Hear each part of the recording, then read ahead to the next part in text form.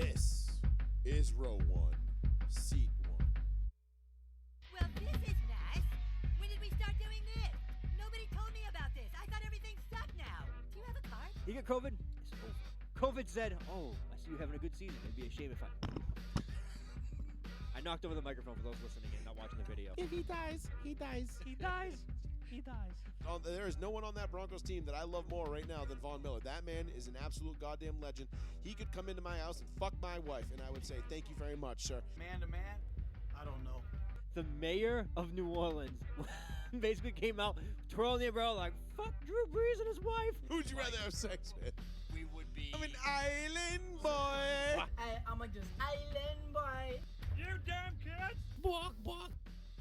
Oh yes, there we go. Oh wow, that's all echoey. Hold on, that's all sorts of fucked up. Wow, welcome to the planet. Let's get rid of that real quick. What is going on here? What is going on here? I actually kind of like the sound. It sounds kind of cool. And next up, winging it. No. This is not right. Hold on, I'll play with it. Give me a second. We're going to figure it out. Yeah. It's always something. It's Just always that, like something. Bruce Buffer voice and Just do that let up. It run. Like Let it's it so. run. Why is it all echoey? There's only one thing. Oh man, Maybe it's technology the, is fun.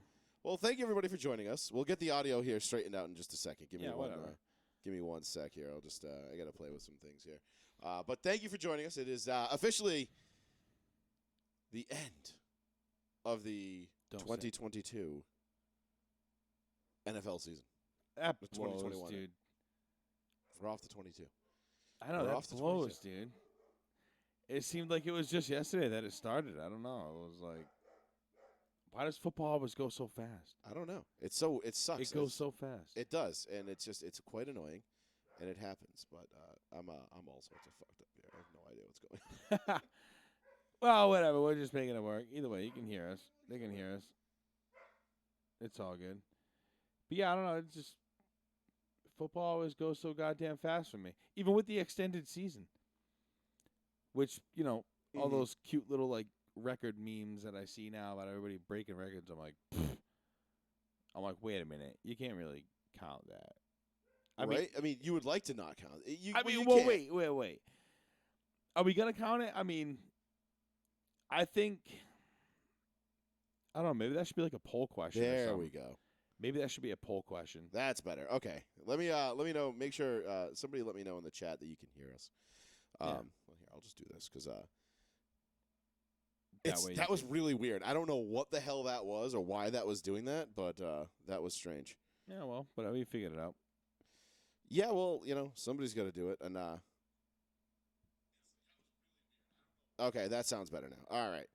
Okay, good. Thank God. All right, because I was getting I was all sorts of fucked. I'm like, sound checks on the air, ladies. And gentlemen. I don't touch anything ever up here, like in terms of what where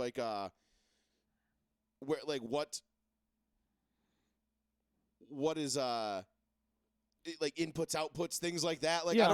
I don't touch anything at all. And it just I come up here one day and it's just like, no, this is all different now. And I'm like, what? Why? Why do you change on me? Like, what did you do? Sometimes it's my own fault because I'm trying to do too much.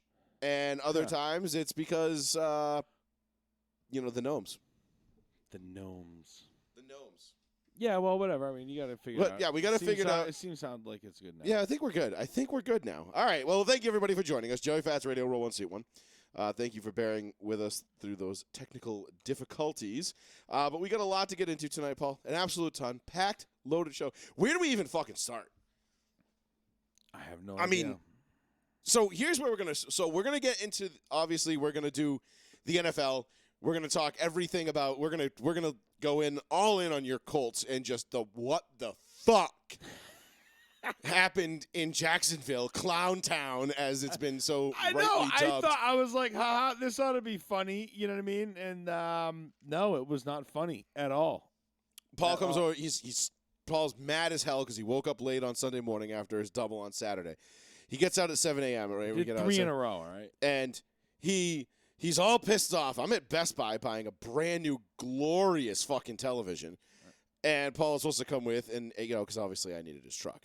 That was the big thing. Yeah. Was the truck. It wasn't so much, you needing to be there for advice or anything. Nope. So I'm buying a brand new 75-inch, Samsung, QLED, Neo QLED, gorgeous fucking panel, which I can't wait to just sit around and play with. Just started adjusting things on and playing ooh, look what I can do. Yeah. There's about 72 hours worth of YouTube tutorials that I'm supposed to look at. So I'm at Best Buy. The wife and I are buying a new TV. We get, of course, the sound bar. The kid that helped us out was absolutely fucking awesome, too, by the way. I don't know what his name was, but when I do my little review, my little receipt review thing there, the little survey, he is getting all 5 stars. Kid was awesome. Probably the easiest sale he's ever had in his life because the first time in my life I walked into Best Buy and I knew what I wanted. I didn't have to shop. I just walked in and I said, nope, that's the TV. That's what I'm getting. If I'm buying a nice television, I'm buying a nice fucking television. For the first time in my life, I bought a really nice fucking TV. So I'm pretty stoked on that. So Paul shows up. He calls. I'm calling. It's 1 o'clock. And I'm like, damn, Paul's not awake yet. I'm like, he's going to be pissed. Yeah. A, the Colts are already on. B, he's going to come here and help me get this fucking monstrous TV home. Then we got to set it up. Yeah. See, the Colts have already been losing by 10 points at this point. Paul wakes up, so I get a phone call from him. Dog, what the fuck? I just woke up. The Colts are already down 7-0. What the fuck? What the fuck? So he's freaking out, and he's talking to his lovely girlfriend on the phone after we're at my house, and she's like, why are you in a grumpy mood? He's like, no, I'm not grumpy. And I'm like, and I'm just yelling in the background like we're in middle school. How your friends used to make orgasm noises whenever you were on the phone with your parents? Yeah. And you're just like, oh my God, smack it higher. And you're like, shut up. I'm trying to ask if I can sleep over so we can play some fucking GoldenEye. Will you shut up? Yeah. And then your friends are all trying to ruin it for you, even though they want you to be there, but we got to try to ruin it for you. So I'm doing that, and I'm in the background, and I'm just like, Paul thinks the Colts are losing because he woke up late. So and that's exactly what happened. Every minute was another yard lost on the Colts when I wasn't watching. That's what happened. So we'll get into that. We'll get into the Colts. We'll get into the Chargers and the Raiders, and what was, without a doubt, the most bizarre ending to a season I've ever seen in my entire life. We'll talk about the Finns and the Patriots. We'll get into Black Monday, all the coaching carousel. We might even get into a little Novak Djokovic. And the Australian Open drama that is taking place right now due to COVID vaccines and statuses and so on and so forth. And basically the guy who owns that tournament might not be allowed to play. So we'll touch on that at the end. But first, I wanted to get into Paul. Oh, first of all, 774-992-8702. That's the phone number. You can call us at any time. Let me actually plug that in. Plug that shit in. It's charged this week, so we got that going for us.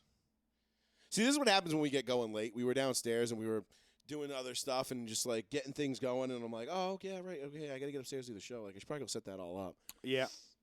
And then here we are. 774-992-8702 is the phone number if you want to give us a call. At any point about anything. We don't necessarily have to be talking. I'm going to sneeze. That's why I'm making these weird faces. Yeah, okay. We don't necessarily have to be talking about salt? it. Everything is on the everything. I only have one tablet left, so you can't use it. What the big-ass thing of it? No. There's only one left. What And happened these to all the crystals, the big thing? Oh, they're in my work bag or my car. So these are the best because you can't get these anymore. Why? I don't know. But it's not available in your country every time I try to order them. It really ticks me off. So you got to get the crystalline ones, which are not as good. I'm not going to lie, they're not as good. That big ass jar of powder. Yeah, dude, that thing fucking punched me in the face last week. I was like, I mean, if I couldn't even breathe. if you inhale it like you're coming up for air after you've been under the water for 10 minutes, you'll get fucked up. If you want to listen to the audio only of this show and not tie your device up through Facebook, you can go right on Mixlr.com. I put the link right there in the description. mixlr.com/Joey-Fat. So you can get the oh, wait, I should probably start that stream too. Fuck. I am fucking up today. Well, you know why I didn't start it? Because I didn't want to. There it is. Okay, so now you can go on Mixlr. The stream is started on Mixlr. I went on Mixlr. I didn't want to start it because they can't hear the intro for whatever reason. There's just with this new mixer and all the new stuff going on. I haven't worked out all the kinks yet. Clearly, yeah. Yeah, clearly. whatever happened today just now, I have no fucking idea. That was a left field. Echoey shit. I don't That know was what left it field. That wasn't anything that I did. Just fly by the seam of the pants over here. Seat of the pants, baby. You know, we're like the Colts. We walk into week 18 just completely unprepared, and we just say we show up and we're like, fuck it, we'll win. But they don't. But then they don't, and then they wonder why they got caught with their pants around their ankles. So yeah. But nonetheless, more on that. But we'll get into that. So if you want to listen to, that audio only streaming, click that link right there in the description. You won't tie up your device listening to it. And if you notice, I look better. Like my beard looks cleaner. I don't think anybody notices that. Oh, they should notice it. You're behind a microphone. But look at that. Look at that. Yeah, now that you're bringing attention to it. It's perfect. It's perfect in every sense of the manner. Yeah. I just want to give a shout out to my boy Drew at Flawless Cuts in Somerset. Oh, If you need a lineup or a haircut, that's your man's. I'll put the link in the description of that as well after the show. So you can go get a haircut or a lineup from Drew. Clearly, he took this mangled mess. It's very straight. It's very... This thing was like a mangled, curly mess. It was going in different directions. And he trimmed it down a little bit, but, kept it thick. It's got good geometry. Yeah, and now the lines look good. But that's what it's all about. That's it. It's all about the lines, bro. Like, you got to have the lines. Like, you got to make sure the shit's sharp. And Drew's a professional. If He's you don't look like consummate fucking professional. Leonidas from fucking 300, I don't want you to fucking cut my beard. Right, which you don't have one anyway, so you don't ever have to worry about that. Well, if I grew one, it'd be fucking ill as fuck, but I just don't, because I don't know. It'd be ill as fuck. It would though. I grow a mean ass fucking beard. Don't get. You know what I mean? It gets real. It's multicolored and it's weird looking, but it's thick. It's very thick and rich. Right. So the first thing I want, thick and rich. Right. The first thing I want to get into is this LeBron James thing. It happened kind of late last week, like early last week, like right after we got off the show. So the Wizards were playing the Rockets. Kevin Porter Jr. hits a game winner. And we have the clip. We'll show you here in a second. Yep. The Wizards announcer made an unfortunate choice. Had used an unfortunate choice of words. So it's just so coincidental. It was about as coincidental gets. Like what did I say? Coincidental? No, coincidental. Coincidental. Yeah, it was innocuous. It was really not that big of a deal. But it sparked some outrage. Of course. So let's play the clip. Let me find. Hold on, I gotta find it. Obviously, I didn't. 2022 here. Of course, something that somebody linked from something that isn't, even connected to, or you know what I mean. You can't Of course, right. Of course, somebody was offended by this, obviously, and of course, LeBron James is the one driving the outrage train. So wow. Let's take a listen to let's look at the clip, and then we'll let you decide. What a well-designed play, It's gonna be like and you got to give credit. Remember what you Kevin Porter Jr. Well, that's the thing. Like his dad. Like every week, Pull that trigger you're like a fucking Russian at the on a right space time. station. Right? Boy, that one stung. Things just go wrong for no reason. You're like fucking hitting. I'm like the guy in Armageddon where I'm just like bashing shit. Yeah, I'm like you, like, it's like that. Yeah, it's exactly like that. It's like that guy from fucking Armageddon. let's see if this works. I don't The know. Russian space station. What a No, that made it worse. Okay. Yeah. Well, anyway, let me see if I can fix this real quick. So what? They're just like obviously, nailing him to the cross because. Yeah, because he played. So he says during the broadcast, he says, Kevin Porter Jr. And I'm going to get this working. Hold on, because it doesn't really do it justice. To just us explain with me explaining it to somebody, Let's see, probably. Let's see, SoundCloud. No, that's not it. It should be.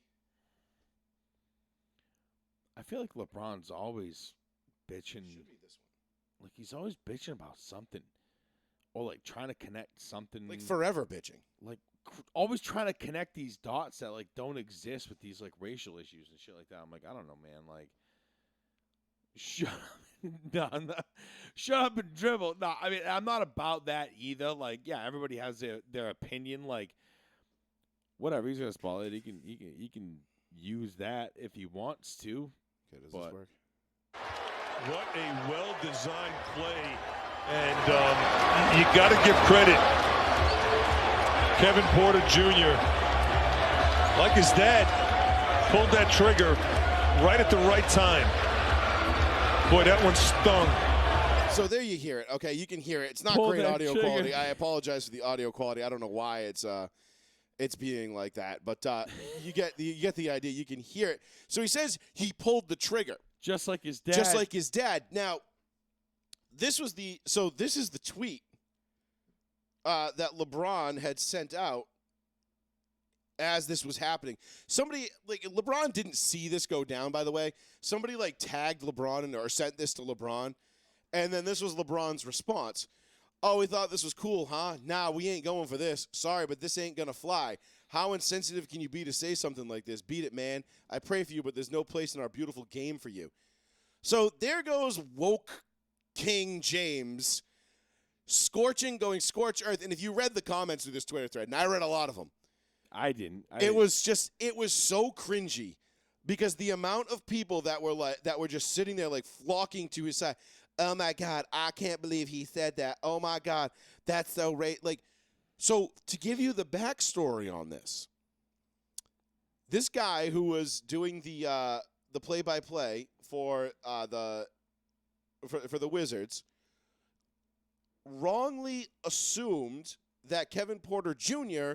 was the son of Kevin Porter Sr., who played in the league from like 71 to 83 and then coached up until the late 80s, bounced around the league a little bit. He assumed it was his son because it's Kevin Porter Jr. That was Kevin Porter. Kind of an easy connection to make. Stays in the family athletes, family shit happens all the time. I mean, one would look at that and say like maybe Kevin Porter Sr.'s a little – he might be a little old to just have a son who's just now coming into into his own. And, Porter's, I think, been in the league for about 3 or 4 years, Porter Jr. Don't even know. He might be a little old to have a kid But coming still, in you the never league, know. but you don't know. Who People knows? have fucking guys. Maybe he's adopted. I don't fucking know. Yeah. I have no idea. But the last thing, so of course everybody starts running to Twitter, and they're like, "This motherfucker," and they post links. Kevin Porter Jr., whose dad goes by a different name. He uses his middle name as his first name. Kevin Porter Jr.'s dad pled guilty to a fatal shooting in 1993 and was himself gunned down in 2004. So, of course, all the outrage mob just attacks. They're just like, fuck this guy. Right. Like, this guy needs to fucking fry. Fuck him. Fuck his livelihood. Fuck his job. Take everything from him. He's a piece of Kill shit. his kids. Yeah. So the guy comes out and apologizes. And he's like, listen, I didn't realize it wasn't his dad. I thought this was his dad. I didn't realize the situation with Kevin Porter Jr.'s actual dad. My fault. My bad. And you would assume that the response would just be like, all right, man, hey, you made a mistake. No big deal. We overreacted a little bit, but, you made a mistake. It's no big deal. Wrong. The woke mob. Wrong. Everybody comes out now, and they're, especially on LeBron's page, and even LeBron said it in an interview. Well, it's his fault for not doing his homework. He's the one calling the game. He should have known about his father. I'm like, wait, what? I'm like, you want this guy to go and research the dad of a player who he assumed was in the league. So he had no reason to go and look up Kevin Porter Jr.'s actual dad. Right. He just made an honest mistake thinking it was his dad.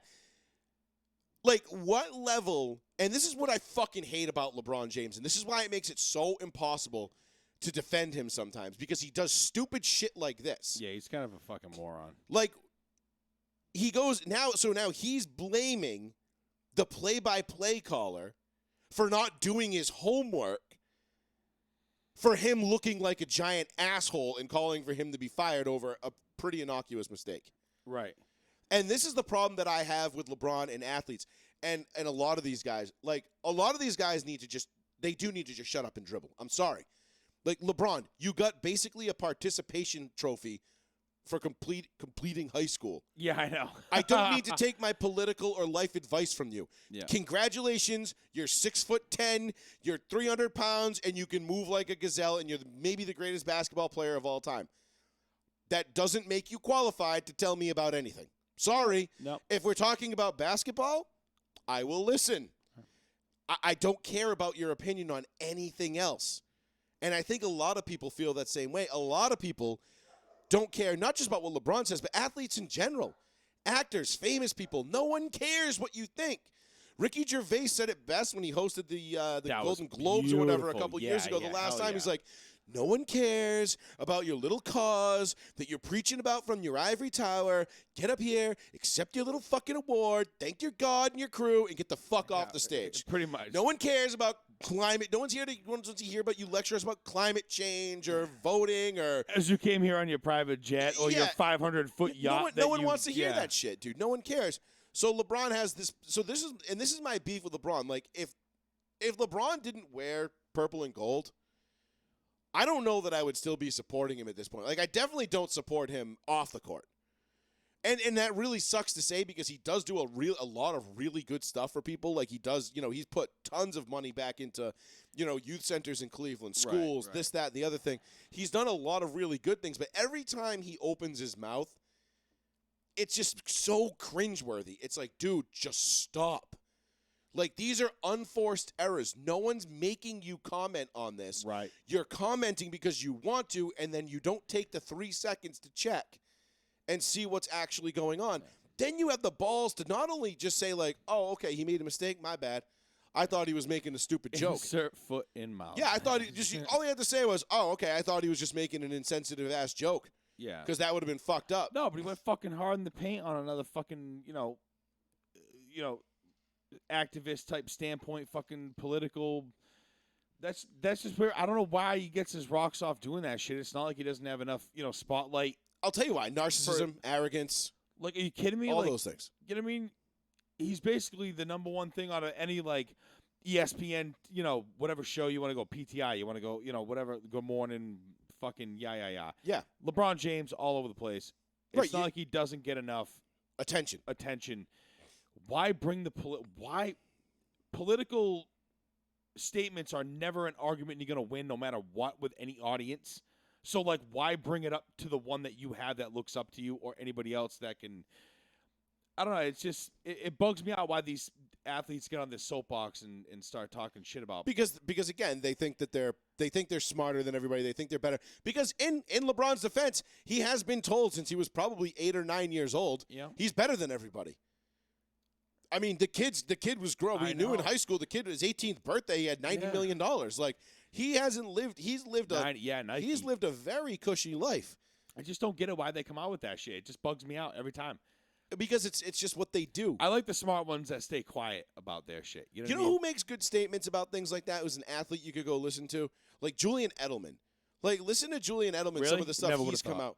And he's, there are guys out there that are well-spoken, that are articulate. Aaron Rodgers is one. You might not agree with him, but that's okay.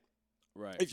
If you're so open to having the discussion. Everybody thinks he's probably a Trump supporter at this point or some shit because he's fucked the vaccine and this and that. So you already know what most people have made there. If you listen to what he said, I know, he says, the right's going to make a hero out of me, the left's going to make a villain out of me. Fuck both of them. I don't need either of them. Yeah, true. So he just stays right in the middle. Boom, there it is. I don't care about Aaron Rodgers' political affiliation. Neither do I. I don't root for people or not root for people based on who they vote for. I don't fucking care. It's just like I'm not friends with people. I'm not only friends with people who vote or think the way I do. Right. Because that's how you stymie yourself. That's how you handicap yourself. That's how you don't have open discussions and be open to new ideas and different things. Yep. It's called progress for a reason because you have to allow yourself to be open to other people's opinions. You don't have to agree with them, but you got to allow yourself to be open to them. That being said, I'll step down off my soapbox now. The whole LeBron James thing is just it's so fucking frustrating because I just want LeBron to win the Lakers titles. And I don't want to have to sit here and defend LeBron in these situations where he says these stupid things because off-court situation. Yeah, off-court. Like, just don't do it. Just stop. And it's not like he doesn't have a history now of saying the wrong thing at the wrong time. Remember a couple of months ago when that cop shot that black girl that was going to stab the other black girl and he saved the girl's life? Yes. And LeBron James tweeted at it like, "You're next." Because it was in the wake of the Derek Chauvin thing. Right. And he put a target on the back of this perfectly innocent cop who was doing his job.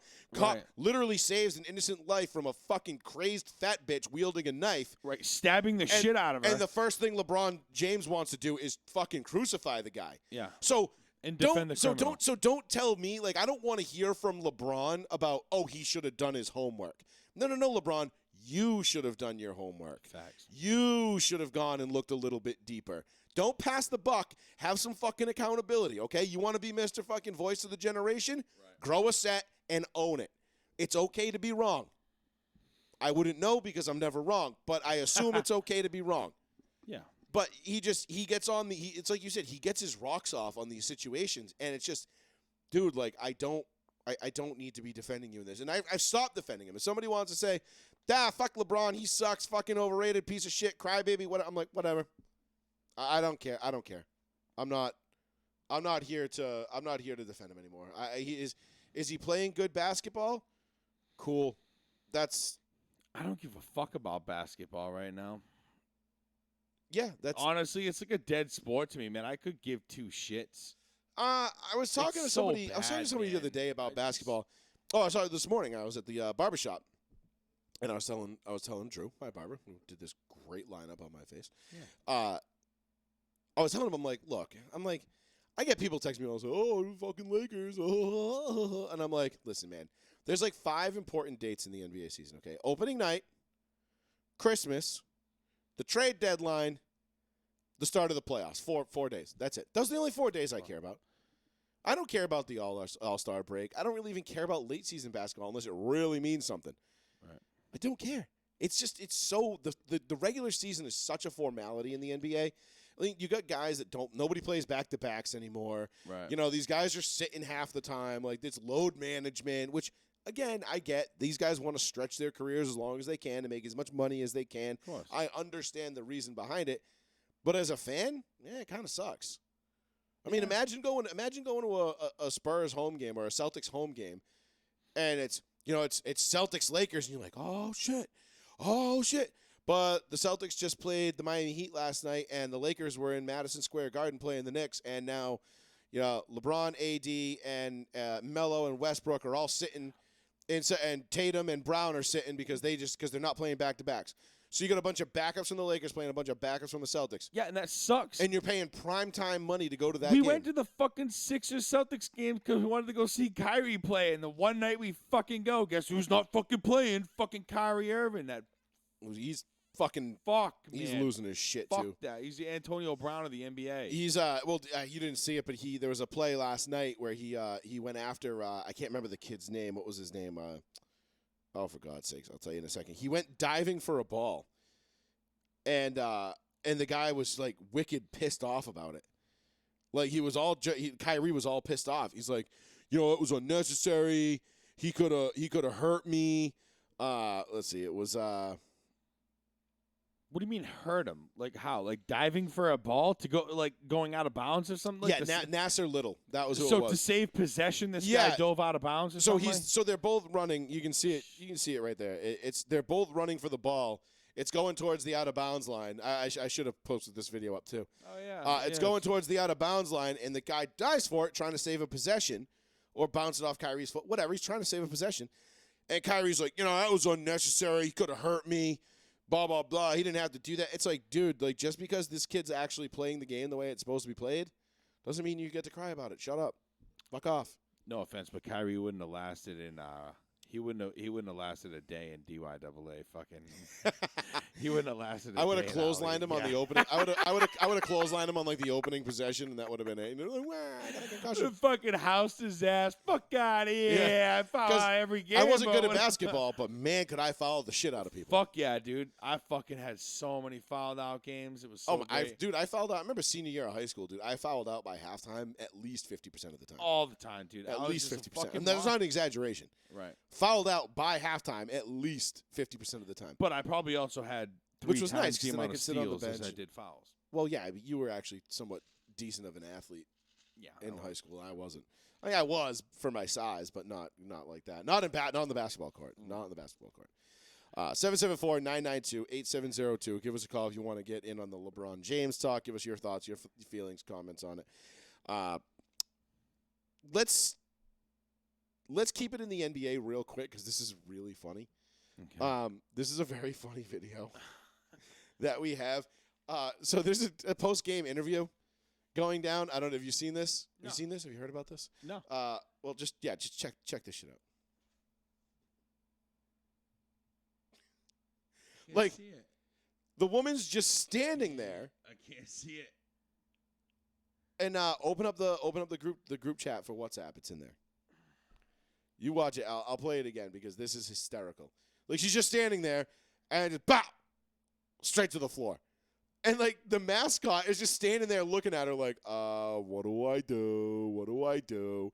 Like, everyone just stands around looking at this poor girl who just ate shit super hard onto the floor. Why did she do that? We don't know. She just slipped. Like, she had heels on. She must have just slipped off the floor. Like, it was fucking hilarious. What the fuck? I died laughing. Right on her face. Yeah, and granted, it's funny because she's laughing in the video. So you can see it. Like, she okay, starts that's chuckling fun. and she's laughing, and it's like, oh, okay. Well, Like, I was laughing before I knew that, but whatever. right? So it was just one of those things. It was hilarious, dude. The best part was everybody just standing around like, Nobody rushes to help. everyone's I just noticed like, what the fuck just happened? Do we rush? She's still on air? Do we go in? Do we? Right? Are we still filming? Fuck. The cameraman just like, I love the cameraman just points. He's just like, She's down. down. We got a reporter down. We got a reporter down. That's funny. But yeah, so anyway, that was a very funny thing. So anyway, on to not so funny things. Let's get into the NFL, Paul. Oh boy. Down in Duval County. Sunshine in the Jags. I don't fucking get it, Win dude. and you're in. Win and you're in. That's all the Colts had to do. Beat the 2-14 Jacksonville Jaguars, who will now be picking with the number 1 overall pick for the second consecutive year. All you had to do was beat them. All you had to do was beat them, and you were in the playoffs. I mean, I know you watched about as much of the game as I did because we were, putting the TV together and we didn't see the whole thing. Yeah. But what the fuck happened to the fucking Colts? Carson Wentz got sacked 6 fucking times. Did the Where Colts the fuck heralded was offensive the O line line? just No, not get off the JT bus? didn't even rush for 100. And here we were a couple weeks ago talking, like, looking at, like, oh, they get the Raiders and the Jags to finish the season. I thought we were going to be He could good. break 2,000. Like, we were talking about how he could go for $150 a game and break 2,000. Facts, dude. Facts. I mean, the Raiders game was one thing. That was just like, Nah, that pissed me off, dude. The Raiders had no business beating us. no, the Raiders, and they don't really have any business being in No. the playoffs either. They'll No, be one and no. done, which is whatever. Yeah. But I mean, it's cute. Right. Good small job. claps. Small Small claps, claps. small yeah, claps. Small claps. Peak Derek Carr, and it's sad because I like Derek Carr as a quarterback, but he'll never be better than what he is right now if he stays in Oakland. This is the first time he's ever started Vegas. in a fucking playoff game. Yeah, they haven't been to the playoffs since 16. This is the first time he started in it. First time ever. Mhm. I'm like, really, dude? Like all this talk about Derek Carr's this, that, this is his first Like start. I in a like playoff Derek game. Carr, Like, but yeah, I really don't. the Raiders aren't that good, and they haven't been that good around him. I don't and- really like the Raiders at all. No, I mean I hate the Raiders. They Loathe the Fuck Raiders. my shit up, and they can get fuck. No, I'm just kidding, but like, yeah, no. I mean, 500. All we got to do 1 out of the last 2 games for teams that are absolute trash, and we can't even fucking. Well, pull one's it off. low key trash. The other one is the Jaguars, which are absolute gutter trash. Yeah, they're not even. Oh my god, I know. But you know what? It's not. Somehow, I think I took it pretty well because I wasn't that surprised at the fact that this entire season we've been so up and down. Mm-hmm. We've smashed good teams. Right, you We've- guys smashed the Cardinals, Bills, and Patriots. Right, we pulled out against You had the Rams and the Bucks on the ropes. right, You know, you had Ravens. the Titans on the ropes, the Ravens. Like, right. So many small errors. just like, yeah, and it kind of just all culminated in Jacksonville. But, like, if you had told me going into the week 18, the 17th game of the season, or let me put it this way, you had told me preseason, Carson Wentz was only going to throw 2 interceptions all year on the road. That's it, 2. 2 interceptions. Right. I would have been like, Colts are going 14-3 or 14, whatever, 14. 2 picks on the road. That's Yeah. it. 2 picks on the road. Both left-handed in the red zone, 5-yard. pick six. No, those were at home. Those were at Yeah, home. Because the 2 interceptions he threw on the road were both against Jacksonville. Yeah. So if you told me that going into the season, I would have had the Colts as a slam dunk favorite in the AFC. Like, they would have absolutely been up there with Buffalo, Kansas City. Preseason we had Baltimore probably pretty high. Those guys would have been the Colts would have absolutely been in that conversation if you told me that. Then you get to week 17 or week 18, game 17. Carson Wentz throws his first road interception of the year. In a game where they never felt like they were in it. Like, it was one of those games where you could just see how flat the Colts were playing. Yeah. And how much they didn't care. I mean, you've got fans in the stands in Jacksonville dressing up in clown costumes, mocking the organization because they're a clown show. Right. And we get beat by them. And then you lose to them. Biggest embarrassment, I think, I don't know. When was the last time? When was that play against the Patriots? The Pat McAfee, where the fake punt where they actually snapped it? Yeah. How long ago was that? 4 or 5 years ago now. No, really? Oh, yeah, 17, 16. Okay. Somewhere in there. Well, there you go. This loss trumps that. Oh, no, this is without a doubt. This is one of the worst losses, regular losses. season losses I can remember in recent Colts memory. Yeah. I mean, this is bad. This was horrible. QBR, obviously, it's a stat that. Georgia would have beat us. Maybe. Probably not, but maybe. Georgia would have beat us. Probably not. Georgia could barely beat Bama. We'll talk about that, too. Georgia would have beat us. Stat that. A perfect QBR is 100. An average QBR is 50. In a must-win play-in game, Carson Wentz had a 4.4 QBR. 4.4, ladies and gentlemen. I mean, it's tough, dude, because you look at statistically what Carson Wentz did this year, and you're like, all right, like, not bad. Like, with that running game and that defense, that should have been good enough to win you a bunch of games. Granted, they did. They were in a win-and-in scenario in the final week of the season. But they should have been, like, comfortably in the playoffs, at least, and, like, competing for the division. Absolutely. But then if you watch, and we watched a lot of the Colts this year. Of course. Carson Wentz statistically was not horrible. He didn't, he turned the ball over, but but he was wildly ineffective. And I don't know why that was. It was like almost like because they didn't ride JT until like midway through the season. Like they didn't realize like they could just hand it off to this guy and he was just going to go buck wild and run right down the throats of defenses and no one was going to be able to stop him. Carson. So I heard somebody say, I don't remember who it was. Somebody said that Carson getting hurt against the Rams when Aaron Donald kind of gator rolled his ankles was like the best thing that happened to the Colts because Carson stopped being able to run around. And he had to just sit in the pocket and throw from the pocket. Right. And that's when he started getting better. Right. And then, he would start running around again. He got a little healthy, and next thing you know, he's throwing left-handed interceptions in his own end zone. Yeah. Those things happen. Carson Wentz is that, like, he's that dude that you like, you look at him and you're like, how are we not winning more games with him under center? And then you watch him and you're like, what are you doing? What is that? And it's so frustrating to watch because you know how good he can be. And yet you get this, and then you just get this dud, dude. Win and you're in. I mean, this is a playoff game. Dude, really? Win and you're in a basically bro. a playoff game, and you're just, that's it, dude. Like a 4.4 QBR dud. And you owe him $15 million next year. You gave up a first-round pick to get him, so he's not going anywhere. Right. I mean, unless you move heaven and earth to get one of the big names that's rumored to be available this offseason. But and like, who else could we?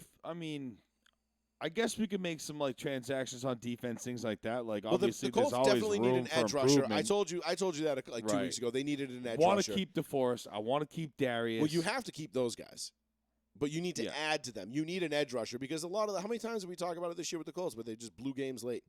They had nobody. They don't have a closer. Yeah. They don't have a Von Miller, a DeMarcus Ware, or Khalil Mack. No, and Aaron you put Donald. one of those. You put one of those on our team, and Lawrence doesn't make that fucking dime throw to the fucking back of the goddamn end zone for that touchdown that he threw.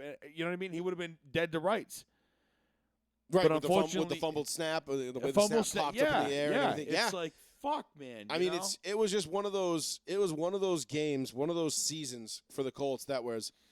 It was a roller coaster because We were so up and down, dude. there was games that the Colts played in against teams that they should have lost to and did lose to, but you were like, wow, that was actually closer. Like, no one expected them to take the Rams and the Bucks, down to the wire. No one expected them to compete with Tennessee the way that they did at the time that they did. Yep. And took out Derrick Henry. And then they go and they You're lose. welcome, NFL. They lose the last 2 games of the season to Oakland and Jacksonville. It's just like, what? Like, how? Yeah, crazy, dude. I mean, do you blame Frank Reich? No, I don't think it's Reich's fault. I love Frank Reich. I hope we hold I on do to him too. for a long But time. you've got to wonder aloud, like, I hope we hold given on to how him for a wildly while. flat, unprepared and flat the Colts looked on Sunday. Yeah. Is it a coaching thing? Is it just a locker room thing? Like, I think it was locker room, dude. you can't really put. You gotta look around that locker room and look at guys that are sitting there going like, "Yo, we're hungry. Like, we want to get to the playoffs. Like, we made it to the playoffs last year with an aging Phillip Rivers.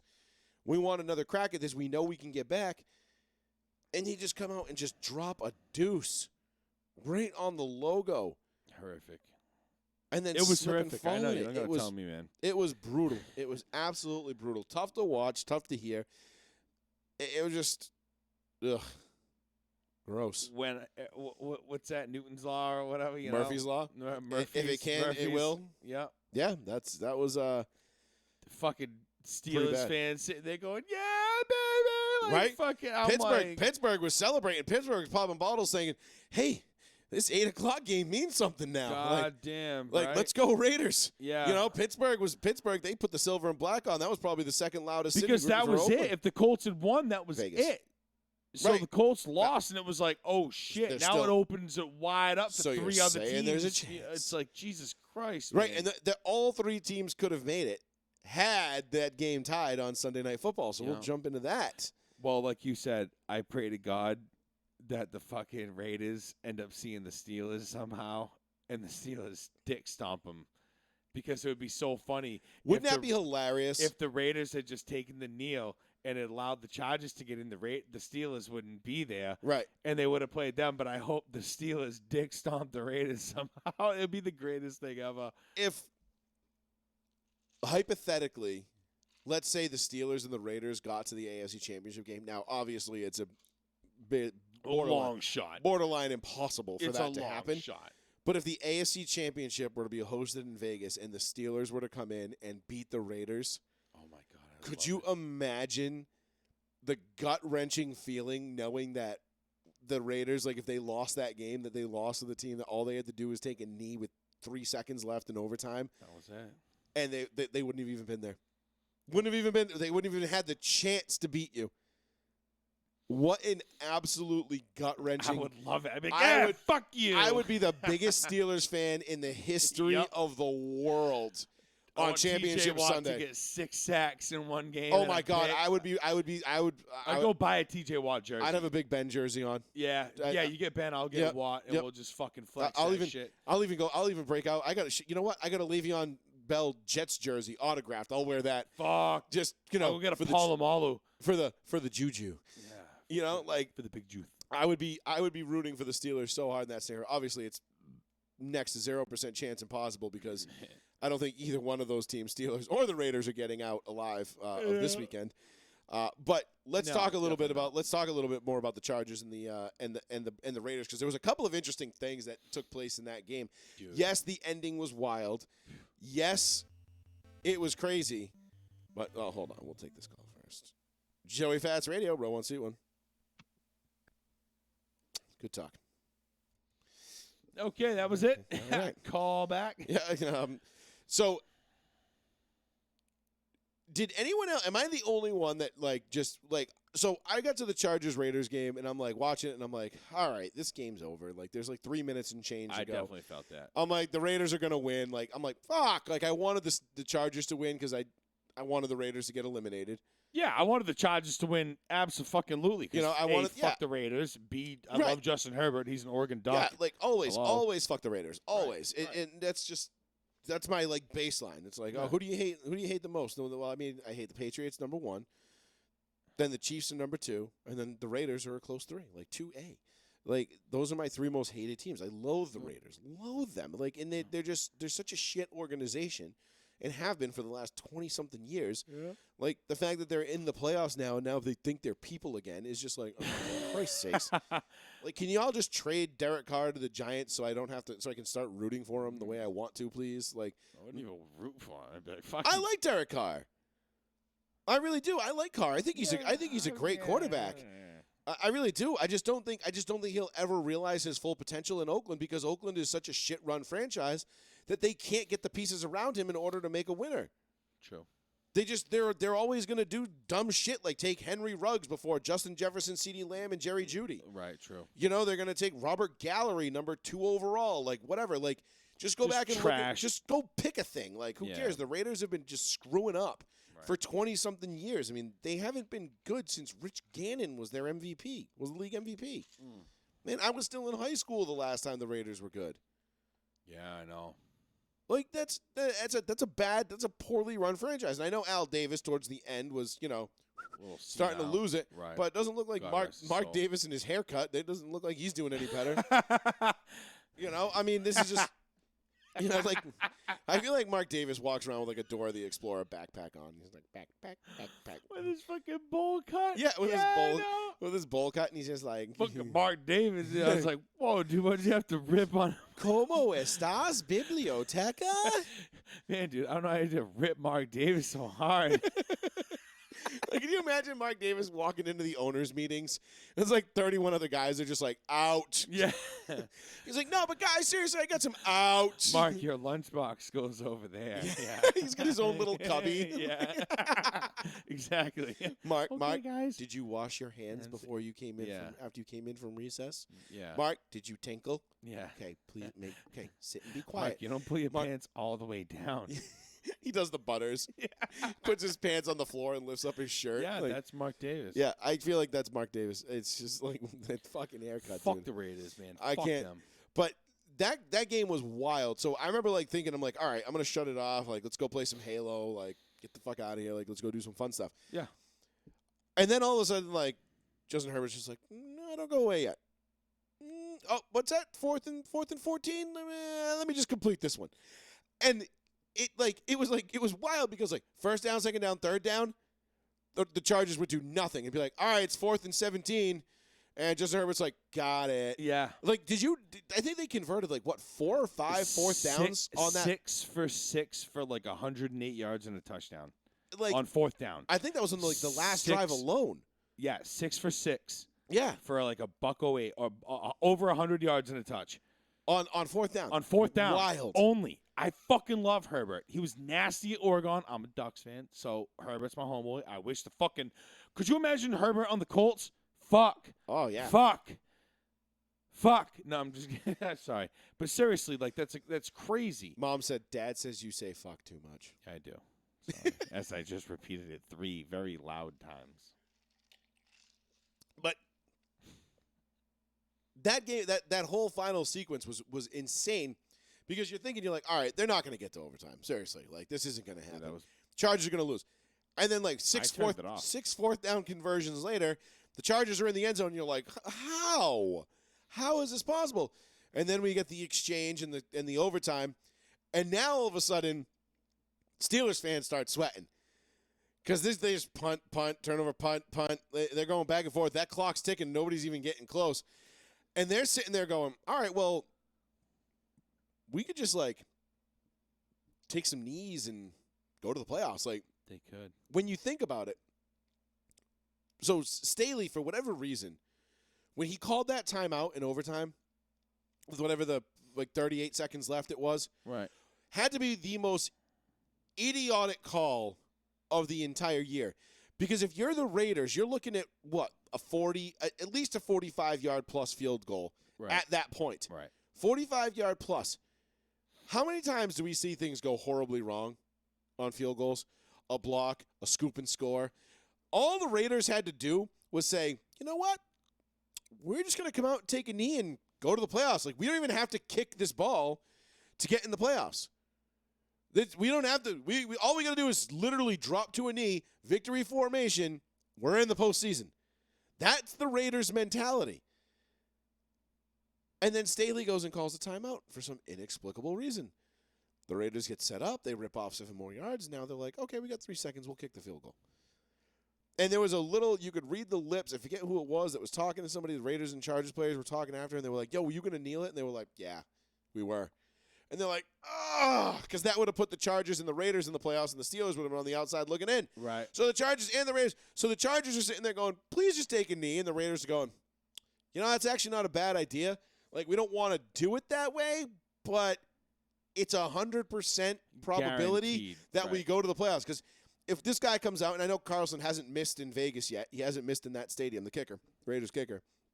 But what if he comes out and Joey Bosa gets a hand on it, and all of a sudden somebody's picking it up and running the other way, and the Chargers win on the final play of overtime. Right, and the Raiders And are now out. the Raiders are going home, and they're sitting there going, all we had to do was take a kneel knee. it. Victory formation, and we go to the playoffs. And so all that has to be running through Bonaccia. Bonaccia? Did I say his last name right? Don't know. Bonaccia. Yeah. His head. And he's going to be sitting there saying, you know, this might not be the worst thing in the world. Is it a sexy thing to do? No. Do I really want to do it? No. But is it going to get us to the playoffs? Smart. Well, that's the thing. I think you'd get credibility for being smart after To that. not take the knee, I feel like was kind of stupid. I know your kicker's great, but there's a lot that could go wrong here. There's a lot that could go wrong, and if that had gone tits up, mark my words, that Bonaccia would not be fired. He would not be he would have been right there with Vic Fangio and everybody and B-Flow and everybody else on Monday morning. Miami, Flores. Brad yeah. B-Flow. Oh, yeah. And he would have been right there in line with all them looking for work. Zimmerman, like there's plenty of guys. People get fired. Your plan's coming together. Nathaniel Hackett and Zimmerman. I told you. I almost sent it to you the other day. I was like, oh, shit, Zim got let go. I'm like, I knew Joey's he would. plan's coming together. I'm like, here we go. We'll talk about the coaching carousel here in the final little bit of the show in a couple of minutes, but I just want to touch on a couple other things here. So, you know, the Raiders, from the Raiders' standpoint, I think it was stupid to kick the field goal. I think it was absolutely it was irresponsible. It was childish. All you got to do is take the knee. Yeah, really. Listen, I don't care. At that point, this isn't like a regular season game where you're like, well, you know, like the old, what was it, Lou Saban, I believe it was, the Broncos, one of the Broncos' first ever head coaches, played for the tie at the end of regulation back when the overtime rules were different and they didn't have overtime. He played for the tie. And he said, well, you know, a half a loaf of bread is better than no loaf of bread. And the fan base was just like, fuck you. Yeah, like, well, because I'm right. See you later. Yeah. And he lost the fan base, and ultimately it led to him being fired. That's not this. This is take a knee, you're in the playoffs. Take a knee, you're in the playoffs. You could have a bad snap. You could have a fumble. You could have a blocked kick. There are so many things that could go wrong. And yet you're just like, shake them, dice, and roll them. Shake them, dice, and roll them. Yeah. And you're like, I'm watching it. I'm going, I can't believe it. And, of course, everybody in Pittsburgh is elated when they see Carlson come out to kick the field goal. And they're like, okay, please just hit this. Please hit this. Because, again, if he misses, it's all for naught anyway. You know, all that's for nothing. Like, there's Everything. still Yep. Chargers and the Raiders are still going to the Super Bowl. Yep. I mean, going to the playoffs. A chance to go to the Super Bowl. Done. Like, that's it. And you took T.J. Watt out of the playoffs. Now you went and put T.J. Watt in the playoffs. Yeah, Good luck, motherfuckers. You got to be like, I'm not. Look, we'll do our predictions before the show's over. But spoiler alert, I do have one major upset for this weekend that I've picked. But it's not Pittsburgh. It's not Pittsburgh. I wanted to pick Pittsburgh. I want Pittsburgh to beat Kansas City in the worst way. It's not going to happen, but I want it to happen. I think Pittsburgh is going to be a big spoiler, but I don't think they're going 2-5. I think they're going to. I think one big upset and done. I could see them having like a Tim Tebow moment where they come out and just ball out perfectly and knock the Chiefs off, yeah. and then get blown the fuck out next week. Yeah, pretty much. That's Just what like, I'm- everybody's like, wait, this team's here? Like, shut up. yeah, Get outta that's here. what I'm. It's Well, not yeah. going to be by Tennessee or. What is it, it would be. Buffalo? Well, it would be by Tennessee. It would be by It would be- Tennessee. if Pittsburgh wins, they go to Tennessee. Because Honestly- they're the final seed and they play the one. Honestly, if Pittsburgh plays Tennessee, I'm taking Pittsburgh. If If Pittsburgh beats if I Kansas if I City, gotta watch another Pittsburgh Tennessee game, I'm gonna be kind of upset. I have a feeling It's if kind of a Pittsburgh ends classic up going to matchup. Tennessee, I'm taking Pittsburgh. Well, let's worry about this week first. But Yeah, well, fuck the Colts.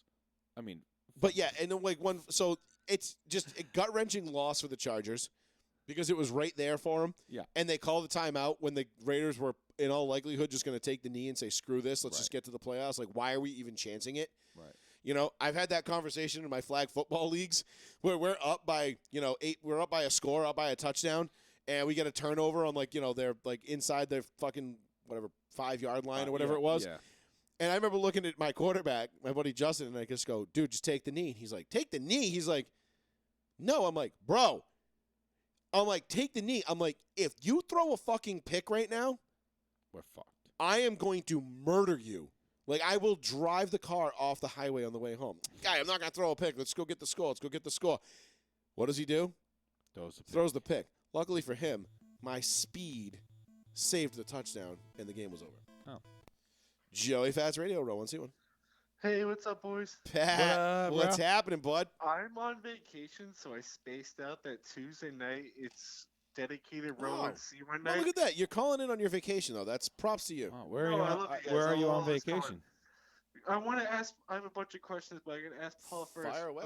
I'm not being a bully, but what happened to the Colts?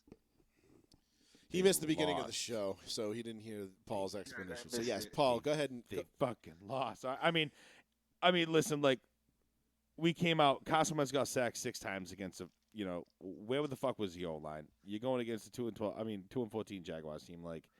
Yeah. I think they kind of overlooked a little bit, although I'd like to not. I mean, I'd like to give the coaching staff a little bit more credit than that to say that they wouldn't do that.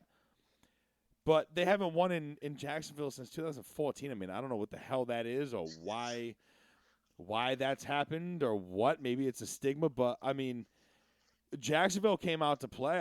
It was what it was. You know, I mean, even Lawrence, Lawrence looked solid, throwing dimes. The O-line couldn't protect shit. JT couldn't get going. Carson Wentz had a 4.4, Joe? 4.4 QBR, yes. 4.4 QBR from Carson Wentz. Yeah, that's not going to really do you much, especially against a trash-ass team like that. But as the Colts season had been the whole time, it's like a roller coaster, man. It was up and down. I wasn't too sold on the Colts making a deep playoff run, even if they had made it.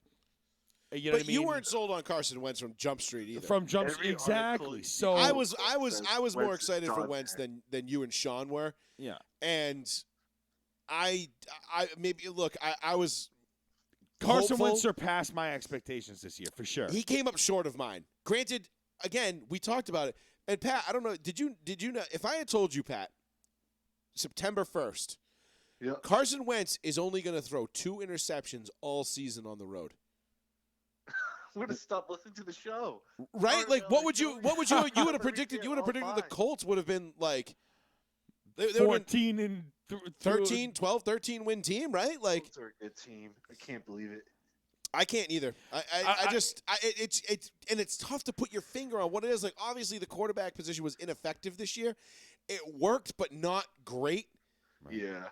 But it's just so weird, like to have a team with that good of a defense, that stout of a Yeah. running game, still just find ways to blow Can't 9 believe it. games. I can't believe it, honestly. Joey, I have to ask. There's a ton of good games this weekend. I don't want to take a ton of your time, but You take as much time as you want, Pat. You called in on your vacation, bud.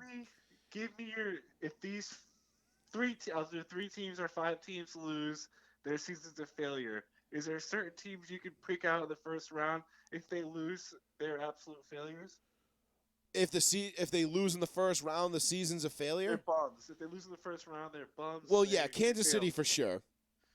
Kansas City. yeah, good KC point. for sure. Buffalo definitely. Yep. Yeah. That would be a failure.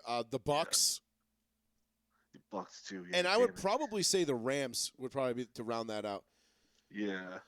Because, the Cowboys, if they lose, the season's a failure, but I feel like people The automatically Cowboys. they expect the Cowboys to Yeah. lose. Cardinals were shit last year. They just had a great run. Right, They the- weren't expected to be like this. Like The high- Cardinals, you know. but the Cardinals started off 10-2 at one point. They were 10-2 this year, crazy. Yeah. and they just fell off and they got exposed for being what they are. I know Exactly. T-Hop was hurt, but they're just Kyler Murray's great. I think he's going to be fantastic if he can stay healthy and stop being a midget. But Well, he can't help the last part, but he can stay healthy. I just think it's just I think the Rams for sure. The Rams, the Bucks, the Chiefs, and the Bills. I think those 4 teams, if they lose on Saturday or Sunday or Monday in this case, that's a blow. Especially, I think the Rams would probably be the number 1 seed because they went all in. I mean, they went and got Von Miller midseason. Everything. They got Stafford in the offseason. Cup's got the title. The wide receiver. He's the triple crown winner. Yep. Yeah, I think those 4. But at the top of that list, I would definitely put the Rams. And still, Sonny Michel was in the top 10. Was he rushing? Somewhere. Did he round out 10? I think. I think they had a pretty good running. Yeah. I think Sonny Michel rounded out at least 10. I believe. I was so mad they traded him. I know it worked out in the end, but I was really mad at the time. Right after they traded Sony, they had those injuries or whatever COVID crap, and it's like, damn it, we could have used that guy.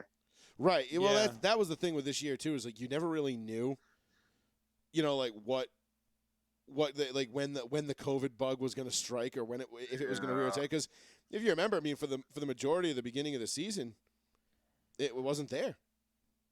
Like we didn't have this issue in September and October. It only reared its head, a couple weeks ago. According to this, I believe Michelle finished 3rd. In yards. Joey, was it? Let me ask. I gotta think about the good football question to ask you. Shoot, and brother. what's your most? I know you're a Broncos fan. Brian Flores was. I'm sure you probably talked about it. Missed it. It was a bullshit fire. Would you take Brian Flores on the Broncos? Is there a certain coach you're looking forward to hopefully getting an interview with the Broncos? Yes. So as I stated last week, or as I was telling my brother last week, and he kind of no, Sonny Michel didn't finish anywhere near the top. By the way. No. No. Okay. Not even close. He's not even. According to this, Sony's not good. he's not even in the top 20. Top high five. I'm probably mistaken like Austin Eckler for like a Rams fucking logo. Austin Eckler was up there, but because the Chargers and the fucking Rams logos are similar. They're both LA. As far as I think firing Flores was a bad move. I think they probably should have moved on from Tua if they were going to pick between Tua and Flores.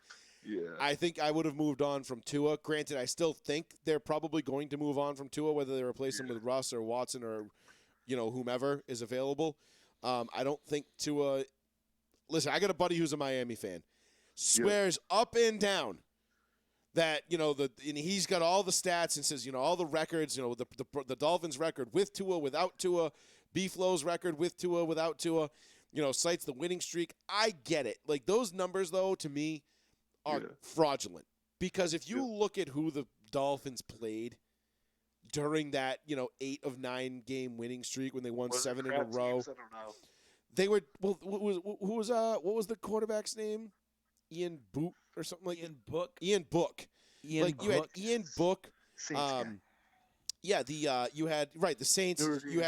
You had the legendary Mike Glennon, Zach Wilson. Zach Wilson. I mean, we were at the game when Tua beat Mike Glennon, the world beating All Pro quarterback Mike Glennon. Who, not for nothing, I liked Mike Glennon. At one point in my life, when Peyton retired, I wanted Mike Glennon in Denver. I thought he could have. I thought he had some serious potential. We were at that game, and they still almost lost. Yes, they did. So the Dolphins' win-loss record with Tua it's a little fraudulent because you look at the quarterbacks they played, and then you look at the ones they lost to, and they come in like to a must-win game against Tennessee, and it's like this is a huge game, and they just get the doors smoked off them. It's like, all right, and you're like, well, that's the coach's fault. Nah, no, that's your team got exposed for what it is. You didn't play Ian Book or Mike Glennon. You played Ryan Tannehill and a well-coached Tennessee Titans team that has a fucking shitload of talent. But to your other point, as far as coaching in Denver goes, my ideal coaching staff right now would be Nathaniel Hackett, the Green Bay Packers offensive coordinator. Who is that? I've never heard of that person. He's the Packers OC right now. Oh, damn. I would like him. Wow. If we can't get him, I know I this hurts me to say it, but I think Dan Quinn would be the next best option. Danny Quinn, baby, yeah. The Cowboys could go far, Joey. I know I'm not trying to make you hang up on me, but you never know with Dan Quinn. We probably wouldn't. He might be all right. He'd probably be number 2 on my list. If we can't get Hackett, I would like Quinn. If we can't get Harbaugh? No, I don't want anything to do with sexy conversation. Jim Harbaugh, Broncos, no? Nope, don't want anything to do with Harbaugh. Shit. Okay. Not a damn thing. I watched him just slowly grind away or quickly grind away that San Francisco team and just completely blow it. Now I'm all set with Harbaugh. I wouldn't mind. Honestly, I wouldn't mind taking a flyer on Kellen Moore, the Cowboys offense coordinator. I mean, I know he's only 33. Young coach, though. But young, offensive-minded, aggressive head coaches are kind That's of, the new wave, You look dude. at Shanahan, Kingsbury, McVay. Yep. There's Oh God, Kingsbury's failed. And I'm not making fun of Kingsbury. He's better looking than me. He's a harder gopher than me. But he's ever since Texas Tech, he's Don't like let her hear you say that. this season everywhere he's been. no, yeah, look. I don't know if he's like the next great thing, but at least the Cardinals are in the playoffs, and offensively they're pretty good. And then as far as like a defensive coordinator, I would want either B-Flow or Mike Zimmerman. Yeah. Depending, and then offensive coordinator would be dependent on who we got as a head coach. Because if you get Kellen Moore, obviously he's in charge of the offensive play calling. If you get Dan Quinn, then now you need an OC, and I don't even know where to begin with who. Well, I heard today, Joey, this will make you happy, that the Chicago Bears might be the best opening because A-Rod's leaving the Packers. And the This Lions. is true. That team is a big factor too. Like wherever, and that's the thing. Honestly, I don't give a shit who we get as a head coach if we land Aaron Rodgers. Like Like, let him dude, pick the head coach. it'll be it's like Pee Wee Herman as head coach. Let him have Pee Wee Herman. exactly. Whoever Rodgers wants. Aaron Rodgers. Well, who do you want as your head coach, A-Rod? Who do you like? Oh, you want Matt LaFleur? Fine. Packers, package up LaFleur. Bring him. He's coming with us. Exactly. No, but I mean, it would just be like because you get A-Rod and it becomes like the Mike Brown effect, right? When like how do you win Coach of the Year in the NBA? Step 1, coach LeBron James. Step 2, wear a suit. You win Coach of the Year.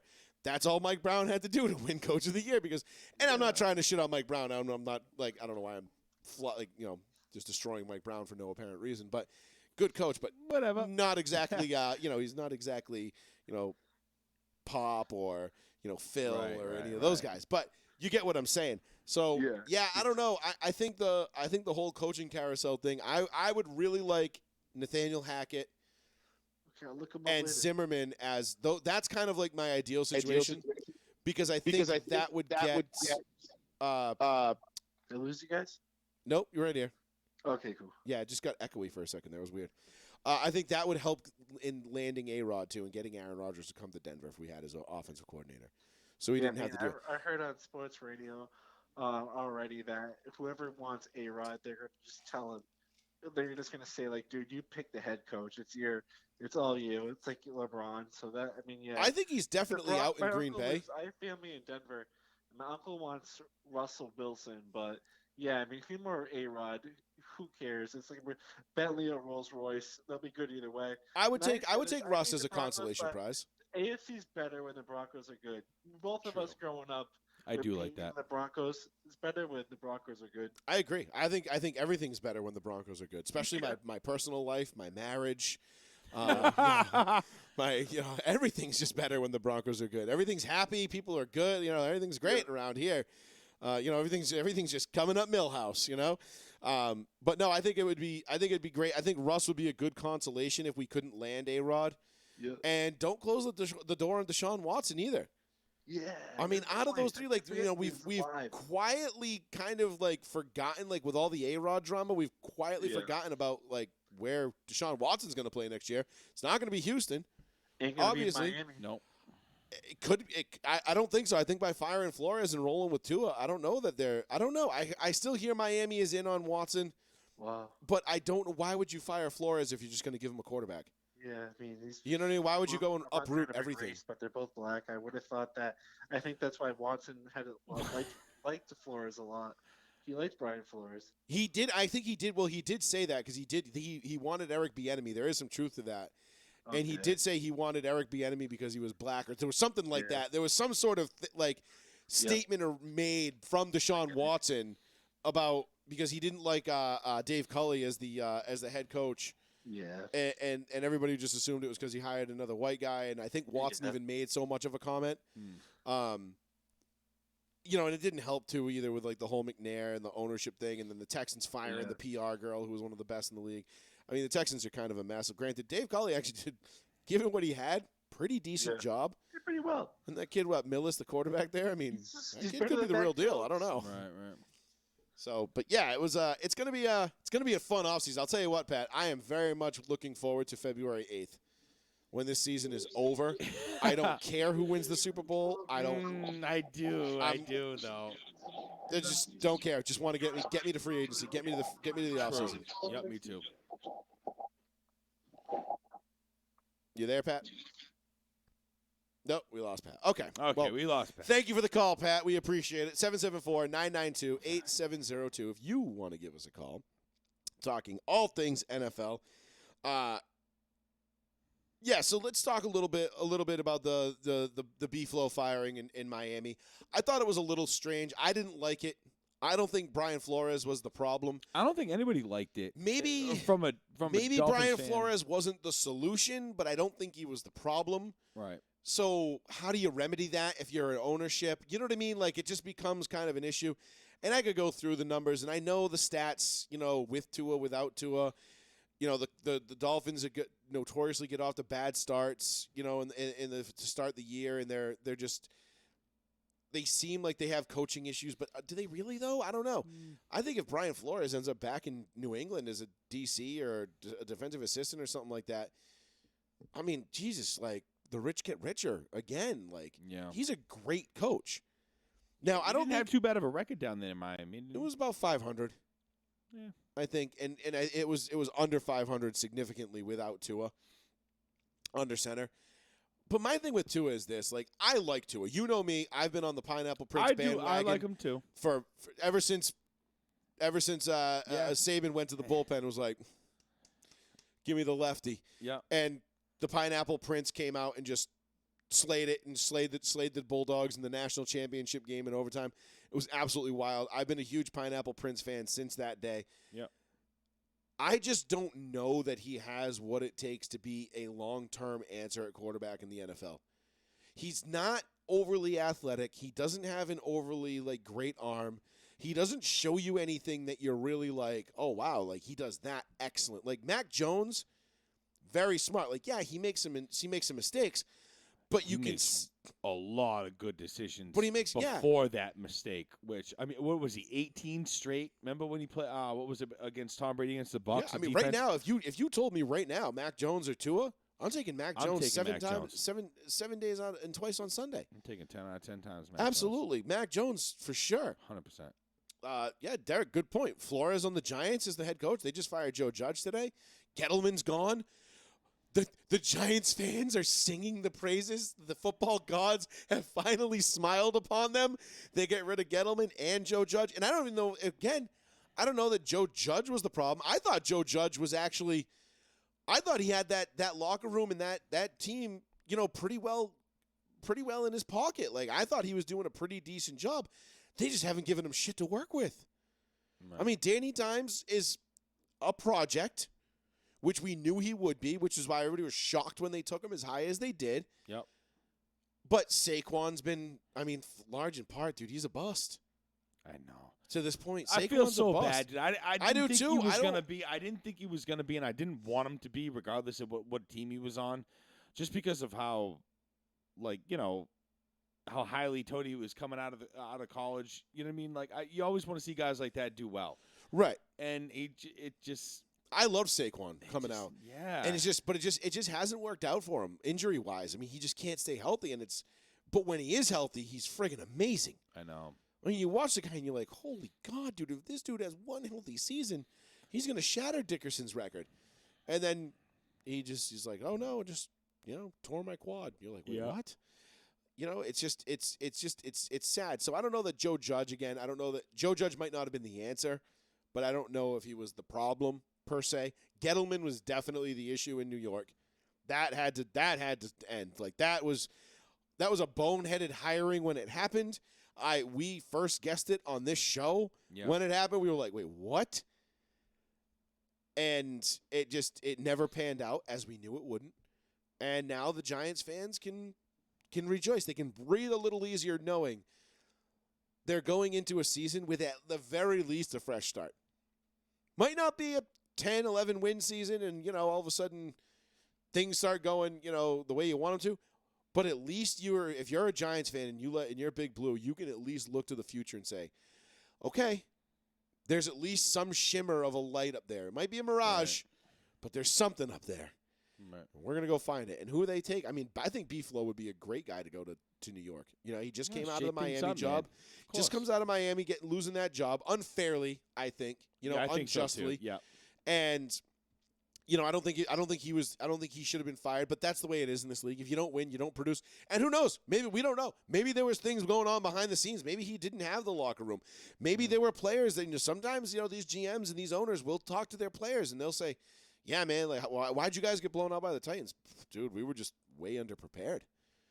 Like, we just came out flat. We weren't prepared. Like, they did things that we hadn't practiced. We saw things that we didn't see. Like, you know, and maybe that was the final straw for Miami to say, you know what, Mr. Flores, better luck in your next endeavors, but we're going to go a different direction. Right. Maybe Miami's going to land that whale and they're going to coax Harbaugh out of Michigan. No, because what's his name? The Dolphins owner is a Michigan guy. Yeah, but he said he wasn't going to be the one to take. Everybody says things now. Yeah, of course they do. I know. Yeah, Steve. What the hell's his last name? I can't remember. Something with a P, I think. I saw it today. But you know, everybody. Yeah, you think he really cares about the people of Michigan? I'm going to take Harbaugh from Michigan so that my team still sucks. Yeah. I want my team. You know what? The Dolphins will fall on the sword from Michigan. What? No, that's not happening. Ross, that's what it was. Ross, thank you. But Stephen Ross. But it's not. He can say whatever he wants now. But if it's possible, and then who knows what's going to happen with Pete Carroll in the coming days? True. You know, there's the Pete Carroll, Russ Wilson situation in Seattle is very fluid, to say the least. You know, we could see some moves there. What if Pete Carroll gets let go? Or because Pete Carroll won't be fired because he's not a good coach or he's not. But I think the direction, like whoever the GM that they bring into Seattle, if he and Pete Carroll aren't on the same page and they say, listen, I want to go in this direction. Pete Carroll says, no, I want to do this. I think they'll say, all right, you know what, Pete, the direction, the ownership and the GM want to go one way. You want to go the other. We're just going to part ways here. Thank you for everything you've done. It won't be like a firing because, well, you suck, you're done, get out of here. Right. It'll just be more of like a philosophical difference that he has with the ownership. And then that will play into whether Russ stays or goes, what they do with him. And then what if Pete Carroll decides, I'm not done coaching? And he still wants to coach in the NFL. He's going to have his pick of a litter too if he wants to go coach somewhere else. Pete Carroll and the Giants, Pete Carroll in Miami, Pete Carroll insert wherever here. Here, yeah. He'd be an upgrade for any of these coaches. Pete Carroll in Denver. I mean, I don't know. There's a lot of moving parts here. I wouldn't love that. I would definitely not love it. But you can't deny Pete Carroll's success and what he's been able to do in his career. So, sure. I mean, it's one of those things. There's a lot of things that are moving around here, a lot of moving pieces in the coaching carousel, and the next couple of days are going to tell you. God no, they will. If they hire Matt Nagy in Denver to be the head coach, oh no, I will quit. The only good thing that just make Teddy Bridgewater your head coach at that point. Right? No kidding. Like, you're like, all right, who's gonna? Anybody? Who's the top 10 Madden players in the world? Yeah, let's let one of them fucking coach. Yeah, I know, right? Yeah, you be the play caller, you be the head coach, you be the defensive guy. Fuck it, bring him in. Yeah, he's 12 years old, sir. That's it's $5 okay. million. Get on the edge of the headset. Get the fuck over there. Yeah, get over there, coach these guys. But no, that would it's going to be tough. The coaching thing is always such a crapshoot. Like I know Denver's like requested to interview like 8 or 12 candidates already. Jesus. You know, Eric Bieniemy being one. I did see Anthony Lynn got fired today, which I thought was really funny because I was like, oh, where's all the people that were crying that Anthony Lynn got fired after 1 year with the Chargers? They're like, oh, it wasn't even fair. He got fired. He only got fired because he was black. And it's like, no, he got fired because he's kind of not really that great. Like, got fired from another job today. So did he get fired for that? Like, yeah, the Gerard Mayo rumor was wild. I didn't even realize Gerard Mayo was like at a point where he would be interviewing for a head coaching position. I mean, don't get me wrong. The Broncos are going to do their due diligence. They're going to interview everybody. I don't think there are maybe more than 2 or 3 serious candidates for any given job.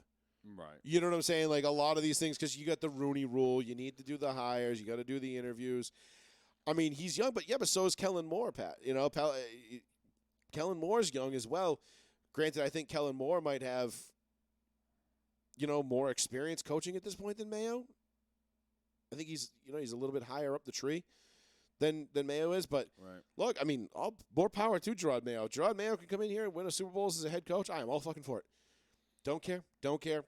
Yeah. Win. Yeah. Just win. Yeah. That's all I want. Win. Effort at that point. Don't come in here and pull some goddamn fucking Josh McDaniels shit and be like, you know what, Cortland Sutton? Fuck you. See you later. Oh, Javonte Williams, we don't need that piece of crap. Get out of here. And gut the whole team and just, crumble it from within. Oh, God.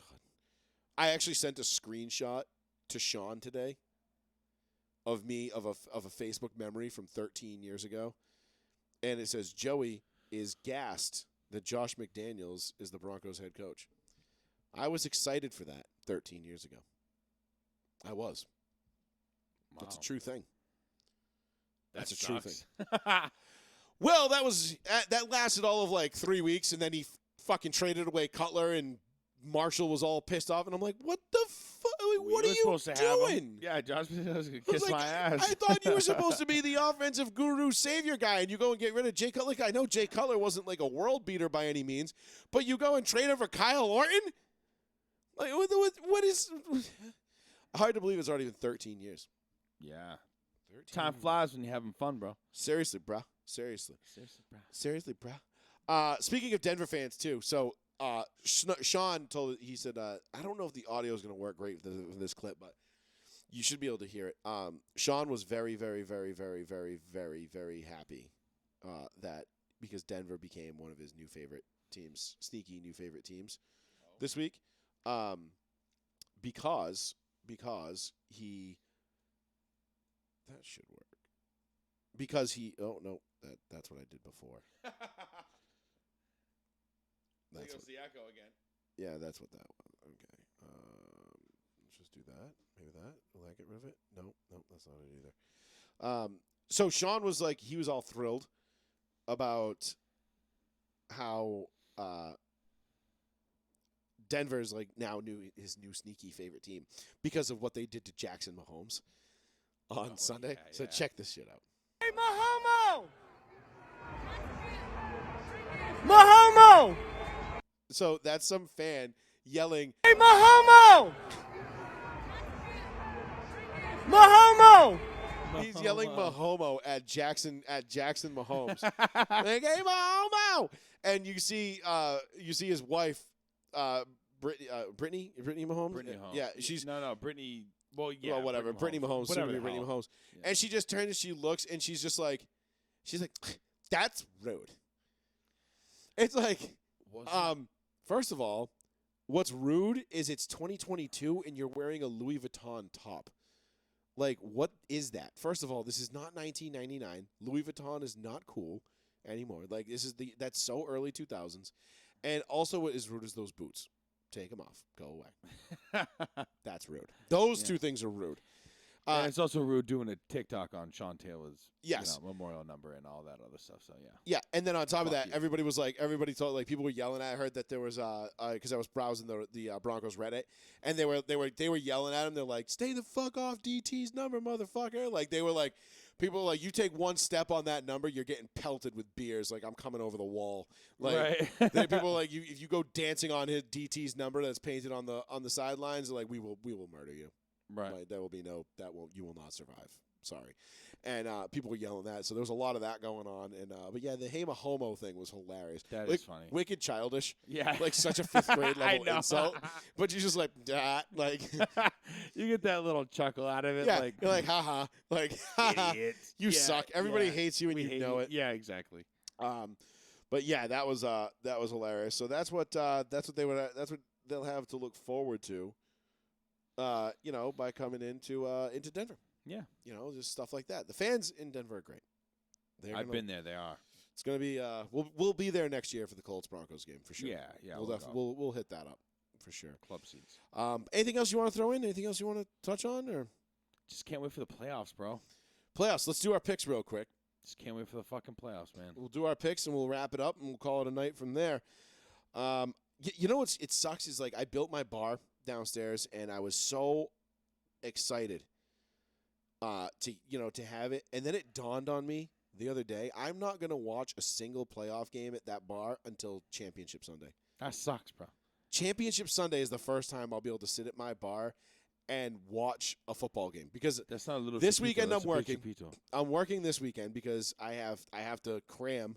I have to work Sunday, Monday, so I'm working Thursday, Friday, Saturday, Sunday, Monday. I'm working 5 straight days for the first time in like 2 years.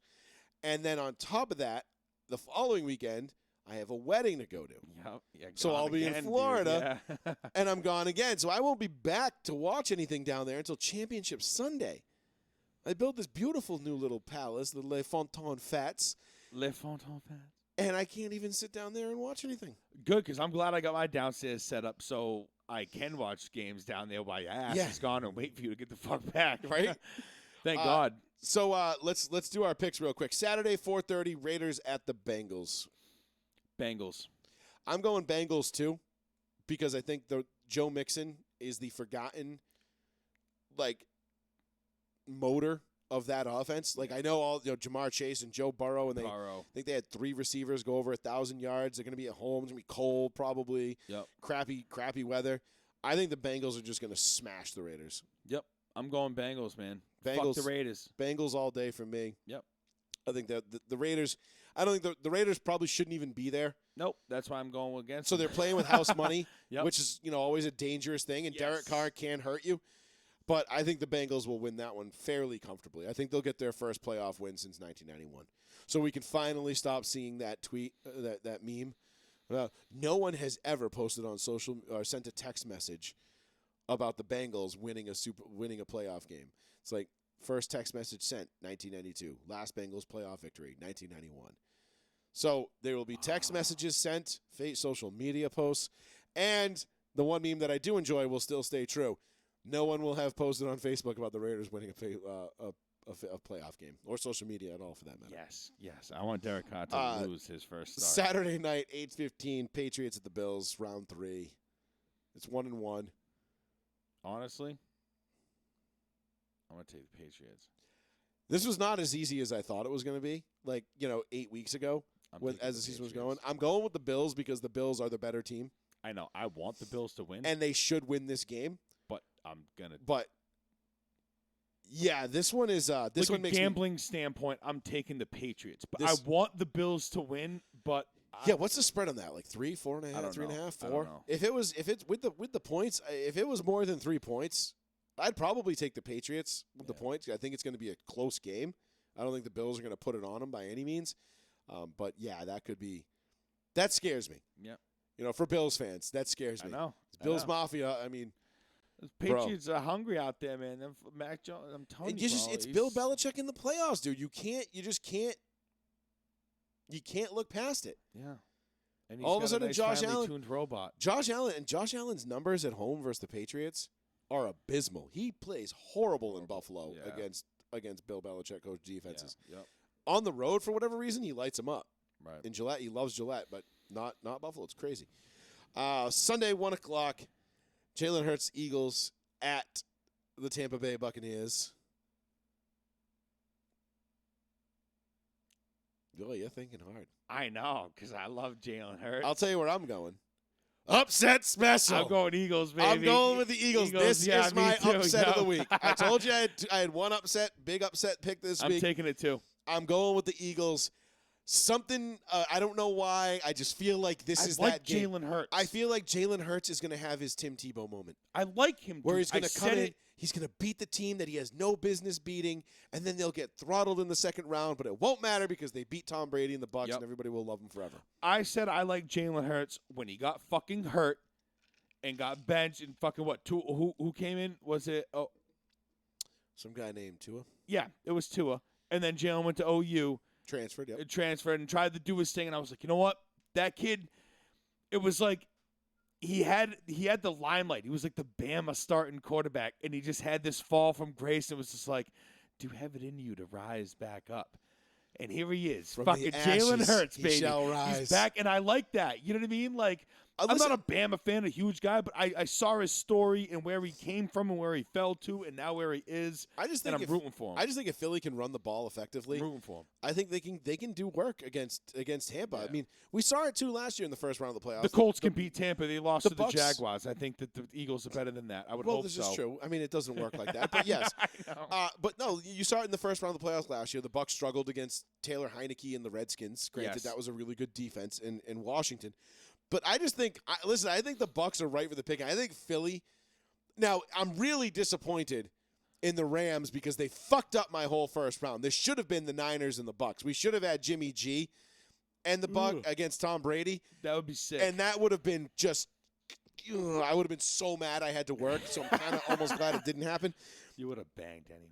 I can't swap. Oh shit! So yeah. I would have it would have been bad. But I like Philly against the Bucks this week. Me That's too. my upset Yep. special I'm going with that. for the wild card weekend. Niners at the Cowboys. Cowboys.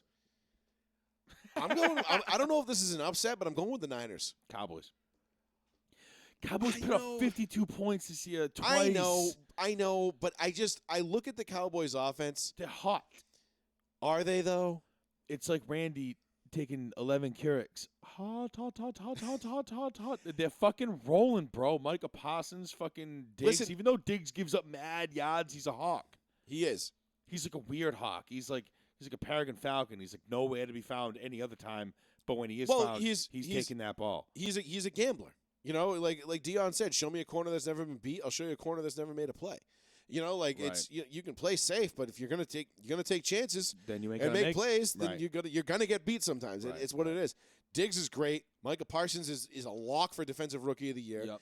Dak's playing well, dude. Dak, but I don't know that offense. CD, though. There's CD's something so nice. about the Cowboys in big spots.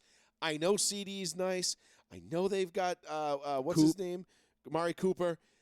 I just don't see any explosiveness out of that Cowboys offense. You know what's missing from that Cowboys offense? Zeke. Yeah, I don't Zeke see it. is hugely missing. Where is he? And What's he doing? Look, I just think if you got Debo and the Niners get the running game going and Shanahan calls a good game, I can see the Niners winning this game on the road. Niners are sneaky good. They are. They're a very I think sneaky they're good team. I mean, we beat their ass. I'll tell you right now, So if fuck they you, Niners, and your if fans. they had and fuck- been if they had been playing Tampa this weekend, I would 100% be taking Yeah, the Niners. yep. Not even a question asked. Yeah. Because they just match up much worse. Their matchup is much worse for the Bucks, I believe, Right. than it is for the Cowboys. The Cowboys will probably. I mean, look. Either way, I'm not going to be surprised if the Cowboys pull it off and they win it. I'm not Me going to be neither. like, oh wow, I didn't see that coming. But They're going to put up 40 points. I like the Niners in this one. I do. I like Kittle. I like Mitchell. I like Debo. I like Jimmy G. If Jimmy G just takes care of the ball, people forget this is a team that was, just 2 years removed from a Super Bowl. Right. So Right. and had the Kansas City Chiefs on the ropes. Yeah. And Oh, no shit. it 3rd and 17 and Tyreek Hill, and there you go. All that Fuck crazy off. stuff, yeah. Steelers at the Chiefs. Sunday night, 8:15. We both taking the Chiefs on that one? No, I'm taking Steelers. Oh, you're taking Pittsburgh. So you're taking the upset. Yep. I wanted to take Pittsburgh in this upset, but I can't. I'm going to take the Chiefs. I just think, look, Big Ben is, listen, man, you're a warrior. If anybody can pull this off, it's Ben. But I man, think so. this is a tall task. They don't want to see T.J. Watt, dude. No one wants to see. But they can This is neutralize the TJ worst thing. Everybody's looking. It's almost like some Avengers type Infinity Stone shit where someone does something to help the other, but it fucks this guy, it screws that one, and then next thing you know, this big shitstorm happens. And that's what we have is the playoffs right now. And no one wants to fucking see T.J. Watt in the fucking, especially Patrick Mahomes. They're vulnerable. I'm sorry. I know they came to life. The Chiefs and are vulnerable. But they're just, dude, playoffs is 0-0. It's a brand new season. And I tell you, it was a mistake for the Raiders and the Chargers to do what they did and let the Steelers into the playoffs because it's going to be a problem for somebody, and it might be one of them. I would love not it. the Chargers, obviously, but Love it. for Love the it. Raiders. If the Raiders beat the Chargers to send the Steelers to the playoffs and the Steelers take care of business against Kansas City. That, imagine being the Raiders, just being like, ha, we own all of you. eliminated you, and subsequently eliminated you. Yeah. Suck it, bitches. You like that would be like the crowning achievement of the Raiders I don't want last that. 20 years. Yeah, I don't want that to happen though, because fuck the Raiders. Well, the Raiders are still going to lose, Yeah, I know. but they could have by beating the Chargers eliminated 2 of their division opponents from the playoffs. I know. It's kind of crazy If to think about it. If the Steelers can pull off that upset, which I hope they do. God knows, I hope they do. That extra game, man. The extra game, bro. It'd be fantastic. Monday night, 8:15, Cardinals at the Rams. Manning cast game. Rams. I'll be DVRing that one. Rams. I'm going Rams. Rams. Yeah, I think the Rams are just going to get. I think the Rams are going to get hot. I think Von Miller's going to show up. Aaron Donald's going to show up. Matt Stafford making me a little nervous though. 7 interceptions in his last 3 or 4 games. Is that what it is? He's been a little. But none in the fourth quarter or something like that. I he saw. threw one in the fourth quarter on Sunday. Oh well, he hadn't thrown one in the fourth quarter for a while. That was probably the streak breaker. Then that's why I probably what I saw. But he's been a little loosey goosey with the football. Excuse me, with the football, and it doesn't instill a ton of confidence in me with this pick. But I just think the Rams are the better, healthier team right now, and that should be good. I'm just bummed I'm going to miss the Manning cast for this one. I love watching. Well, you see, the Manning cast is undefeated, right? You mean the Manning curse? The Manning curse, Manning cast curse, is undefeated. He's undefeated. Yes. Yeah, which is crazy. It even affects golf. Like it's out of I control. love it. Yes. It's out of control. Yep. Also, one last thing. I'm speaking of Peyton.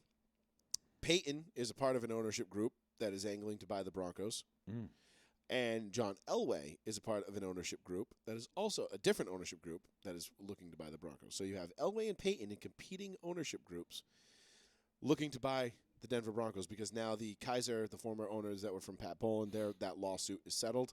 So now they can move forward with the sale of the team. So Joe Ellis will be out. Thank God. We will get a real owner, hopefully. And we will have John Elway still stick around in some form of fashion. The front office guy, and then George Patton can do his thing. And hopefully bring Peyton or if Peyton comes in, great. If Elway comes in, great. Love to see Trey and Matt get in on that action. You know? Yeah. Just be like, oh my God, this is great. Like Elway, Manning, Matt, and Trey as like the 4 the ownership group of the Broncos. I'd be like, yeah. I think I'll go with Manning as the guy I want to own the teams because he's younger. He'll be there. He'll be around longer. Yeah. You want Payne. I don't want to ever go through this again. Like Pat Bowlen was one of the greatest owners in sports history. I don't ever want to have to live through this again. I think Payton would probably be a better one. I mean, granted, I assume I'll outlive Peyton. Knock on wood. He's older than me. A couple years. Yeah. I mean, we'll probably be around at the same, roughly, 10, 12 years apart. Yeah. Whatever. But, yeah, no. If he does. No. But no, I would assume Peyton. He's younger than Elway, so yeah, I would rather him be if we're gonna have one guy, one quarterback be in the ownership. Big hopes for the Broncos organization in a couple of years to come. I'm telling you, man. Who knows? Things are starting to look our way. We land a quarterback and a decent coach. We'll be right back in it with this roster, baby. I can't fucking wait. Facts. Can't wait till 2022. It's gonna be sick. I know. Fuck this. I'm done with it already. No. I know. I am so over this fucking Bring season. on the playoffs. Bring on the Super Bowl. Let's go. Yeah, for real. Go on to free agency and all that other fun shit. But on that note, Paul, we'll dip on out of here. Let's do it, bro. We'll call it a night. We'll wrap it up there. Yep. Thank you, everybody. Oh, we didn't talk about Djokovic in the Australian Open. Whatever. We'll talk about that next week. Who gives a shit? They Basically, granted his visa back. He's getting out. Who cares? they gave him his visa back. They're kicking him out of the country, though, right? Yeah. He's not going to be allowed. Bye. See he's ya. not going to be allowed to play. Yep. Which is bullshit. But they basically left him in like an internment camp. Yeah. While he was there, they treated him like a second-class citizen. But is what it is. We'll talk about that next week. But for Plizzy, I am Joey Fats. This has been Row 1 Seat 1, Joey Fats Radio. Be sure to give us a like on Spotify and like and share our page. Peace. Later.